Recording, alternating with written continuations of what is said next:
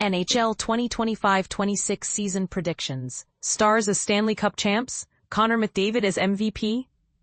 By Sean Gentile, Jesse Granger, Shayna Goldman, James Myrtle, Mark Lazarus, and the Athletic NHL staff. After 2 years of the Florida Panthers' postseason dominance, is the road clear for another team to win the Stanley Cup? Can newly extended Connor McDavid take back the Hart Trophy after 2 years without it? The 2025-26 NHL season is finally upon us, and that means it's time for The Athletic to ask its staff for their predictions. Who will take home the individual awards? Who will make the playoffs? Who are the potential dark horses?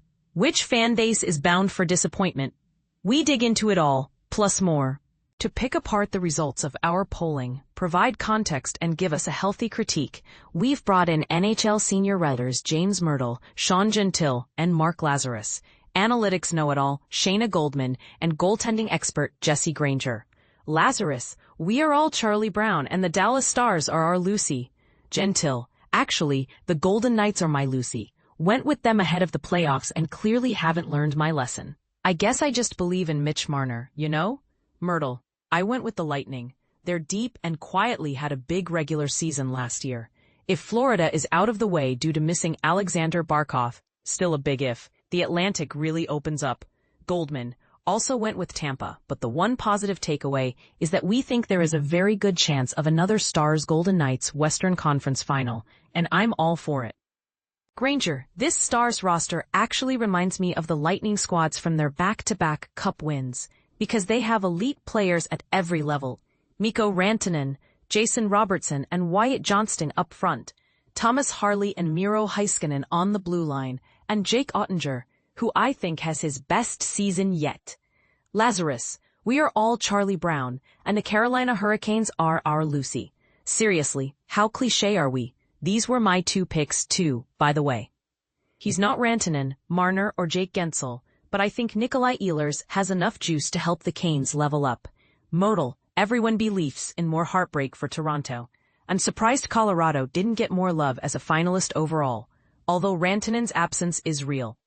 Granger, not one vote for the Kings after they signed Corey Perry? Goldman, haven't we learned not to bet against a Florida team in the Stanley Cup final? Lazarus, this question doesn't matter because the Penguins are going to win the draft lottery and get Gavin McKenna. And 2 decades from now, they'll win the draft lottery and get Connor McDavid Jr. Sorry, them's the rules.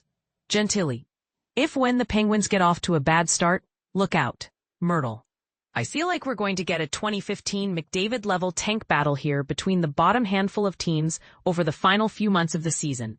Granger, if Nashville ends up in the running for this, Stan Bowman should be calling Barry Trotz every day asking about Juice Saros. Yes, the contract is massive, but it's a shot worth taking if the Predators are truly heading to a rebuild. Goldman, congrats to the Ducks for getting out of this vote for the first time in forever. Lazarus, I don't think this should be taken as a swipe at the Jets, and I think 100 points, as Dom's model suggests, is a reasonable number. But to expect another President's Trophy type of season in a division with the Stars and Avalanche, and increasingly competitive teams such as Minnesota, St. Louis, and Utah, just seems unlikely. You only get so many games against Nashville and Chicago. Granger, I'm in complete agreement with Laz. The Jets will still be good. But so many things went their way in the regular season last year. It might be in their best interest to give Connor Hellebuck a few more nights off too. Myrtle, haven't the Canadian teams had enough disappointment? Goldman, there honestly isn't a wrong answer here because there's disappointment on each level. If Edmonton doesn't win the Cup this time, if the Leafs crash out in round 1, if Carolina can't move past the conference final, etc.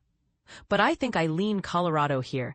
If it loses again in round 1, with 2 of the best players in the world, woof. Gentile, why should anyone believe in the Oilers' goaltending or forward depth? Lazarus, maybe this is the year for those scrappy, upstart Panthers. Myrtle, the thing we need to keep in mind is that Bill Zito might have $10 million in new cap room to pull a rabbit out of his hat. That alone increases their odds beyond what the model projects for the current roster. The Devils and Wild are good choices after all the injuries they went through last year, though. Gentile, yeah, I went with Minnesota here. If Kirill Kaprizov stays healthy and Philip Gustafsson is at his best, They have to be taken seriously. Granger, having the Panthers in this group seems unfair? Goldman, the Panthers are obviously a very logical pick here, but boring. I'm looking at Utah to prove me right this year. Lazarus, Joel Quenneville taking over a rising team loaded with exciting young players and leading them to the playoffs? I think I've seen this one before. But the game evolves at warp speed these days. Will Quenneville be able to adapt after 4 years away? Myrtle, I actually think the Islanders might be better than people expect, but I wouldn't pick a playoff berth. I'm just not sure the Ducks' blue line will hold up over a whole season, but the Pacific could be weak if the Kings take a step back. Gentile, I'm out on all 4 of these teams overall and don't like Anaheim's blue line either. But the Pacific Division is dodgy enough to make them interesting. Gold, I'm frankly surprised Andrew Brunette didn't get a much higher percentage of the vote. Granger, I like Brunette as a coach, but I had really no choice but to vote for him for those exact reasons. Myrtle, you look at Nashville's roster, and I'm not sure the coach is to blame right now. Gentile, I blame both. Goldman, honestly, I don't know how Brunette even made it to this season, but another low-key option could be Jim Hiller, who already has a strike against him for last year's playoff decision-making. Add in the fact that there is a new general manager in place in LA who didn't bring in his own guy, and that seems like a possibility. Lazarus, you really have to feel for Detroit and Buffalo fans at this point. It's likely going to take a serious backslide from somebody, or the leap forward from one of them that we've been waiting on for eons, for the Red Wings or Sabres to end their playoff droughts. Myrtle, I'd love to see Columbus pull it off, and they have so much young talent up front that could take a step. If Jet Greaves is the real deal, maybe this is the year. Granger, I expected to be on more of an island picking the Rangers to bounce back. But it's nice to see I'm not alone. They have too much talent to be that bad again, right? Gentile, Mike Sullivan is a good hockey coach too. It's a hot take. Goldman, the talent plus new coaching boost should be enough. But the number 8 seed is really interesting to me. I have Montreal at number 7, but I'm curious if Columbus or Buffalo can make the leap this year. Lazarus, the dregs of the West are so much further back than the dregs of the East. But you also can make an argument that the 4 or 5 best teams in the league are all in the West. It might make for a more boring regular season, but it makes for a much better postseason. Myrtle, Dallas, Edmonton, and Winnipeg missing the playoffs? I guess stranger things have happened. Granger, it feels like the top 7 teams are essentially locks. Will the Kings beat Edmonton in the playoffs? Probably not, but they're young, so good defensively, and should stroll into the playoffs. Goldman, of last year's playoff teams, the Kings feel like the most likely to disappoint and slip out. Don't blame me, blame Ken Holland. Maybe we're not talking about the fact that most of us think the Canucks are cooked. Gentile, I'm not going to pick the Canucks to win a thing until Elias Pettersson stops producing like a good 3C. Lazarus, to be the man, you've got to beat the man. Until the U.S. actually wins one of these, Canada's going to continue to get the benefit of the doubt. Goldman, nailed it, Laz. Also the Sidney Crosby factor in what is probably his last Olympic run. Myrtle, those are probably pretty close to the right odds, in my opinion. Higher for Sweden and Finland, though. Ranger, you have to feel for the Finns. Barkov's injury was a bigger blow to Finland's Olympic hopes than it was to the Panthers' attempt at a three-peat. Gentile, Italy makes it out of Group D. Lazarus, McDavid, fresh after signing an extension, could be absolutely incredible. But I do want to see what this fully realized and rather well-compensated Kaprizov can do in a full 82 games. If he can stay healthy, he can make a real run at this. Goldman, agree on Kaprizov. He was my pick before he went down with an injury last year. Not having to split the vote with a teammate like McDavid Leon Draisaitl works in his favor too. Gentile, I picked Kaprizov here too. Oilers fatigue is going to set in at some point. Myrtle, the Marner voter is trying to incite chaos. Granger, if you really want to incite chaos, you pick Marner for the Conn Smythe. Lazarus, Draisaitl has 3 50-goal seasons in the past 4. Austin Matthews might have the higher ceiling, but I'll go with the higher floor here. Granger, interestingly enough, over the last 3 seasons, Matthews is third with 142 goals and Draisaitl is second with 145. First place, with 151 goals, David Pastrnak. If Matthews is healthy, it'll be him, but it's unfortunately a big if right now. Gentile, if he's healthy, Marner will still play for a different team. Goldman went with Tage Thompson because let's get weird.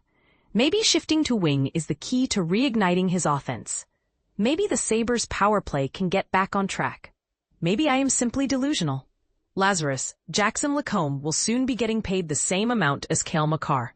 Can you imagine what Makar is going to make on his extension next summer? Myrtle, don't sleep on Zach Werenski. He went to another level last year. Granger, I know it's only preseason, but Rasmus Dahlin has shown some signs that he may be reaching another level. If the Sabres' power play improves even just a little, it could be enough to boost his points and get him into the Norris conversation. Goldman, the bigger question is who will be the number 3 with Makar and Quinn Hughes at the end. I like the Dahlin pick. I think Miro Heiskanen could get hurt by Thomas Harley if he fully takes over PP1 in Dallas. Gentile, I still kind of feel bad that Hughes wasn't rewarded for everything he put up with last season. Lazarus, Sam Reinhart has deserved to win this award at least one of the last couple of seasons. With Barkov out for the season, I feel like it's his to lose. Though, among these players, Seth Jarvis might be the most fun to watch at both ends of the rink. Myrtle, I picked Nico Hischier, thinking I'd give an underrated candidate a boost. I failed. But this is a good candidate list to take over for Patrice Bergeron, Anze Kopitar, and Barkov. Granger, Reinhart is no longer splitting votes with Barkov, so I think he wins it. Goldman, love the idea of Reinhart, but I think the center bias will take over, honestly. Otherwise, Jarvis should have a bit more support here. But the field actually feels open for a change. Gentile, I didn't pick Kopitar, and the Kings use him differently than they have in the past, but the road is a whole lot clearer for him to get a farewell gift. Lazarus, our staff is showing a lot of faith in the New York Rangers this season. Bold strategy, Cotton. And multiple votes for Mackenzie Blackwood? Did someone let Jesse vote twice? Granger, no, or else Igor Shestokin's percentage would be even higher. He's the best goalie on the planet, and I expect the Rangers to be better. Maybe not great, but better. Goldman, yeah, I think he's going to be lights out this year and have 1 ounce more of support in New York, which will boost his traditional metrics enough for general managers to care. Myrtle, I picked Blackwood. It's goalies. You never know who will have a big year. Wolf would definitely be fun. Gentile, Hellebuck would have to lap the field to win another one. Lazarus, I'd love to see the Mammoth have a breakout season and for Andre Tourigny to get some love. He's done good work in some very strange situations and has been a much-needed rock for that franchise. Myrtle, Dean Evison for me, assuming Columbus makes it in. But Sullivan makes a lot of sense, given that the Shesterkin-Vladislav Gavrikov factor could see their goals against really improve. Goldman, I feel like the Jack Adams is operating on a year's delay. Otherwise, Spencer Carberry would have won in 2024, and Evison would have taken home the trophy last year. So Evison's my pick, but he could totally get snubbed for a newer hire, such as Glenn Gulutzan or Sullivan. Granger, I'm taking Rod Brindamore to become the first 2-time winner since Barry Trotz, back in 2019. Gentile, Sullivan has never won the Jack Adams and is taking over an underachieving, still talented team with an ultra-elite goaltender in the biggest media market on the continent. If he doesn't win, I'll be lightly surprised. Lazarus, Yaroslav Askarov is the most interesting name here. If the Sharks are even mildly competitive this year, it'll be because he's bailing out that defense on a nightly basis. And with his style of play, he could be awfully fun to watch in that situation. Myrtle, pretty wide open this year, I feel like. Unless Ivan Demidov goes supernova, I could see someone unexpected win here. Gentile, everyone voted for Matvei Michkov last year, and he was indeed great, but things happen. Granger, I don't expect the Sharks to be good enough to give Askarov a chance, but I felt compelled to get his name on this list because he's one of the most exciting goalie prospects in a while. His range of outcomes is incredibly wide, but his ceiling is something special. Goldman, it would be pretty fun if we got the 3-position split ballot again, and it feels like a legit possibility.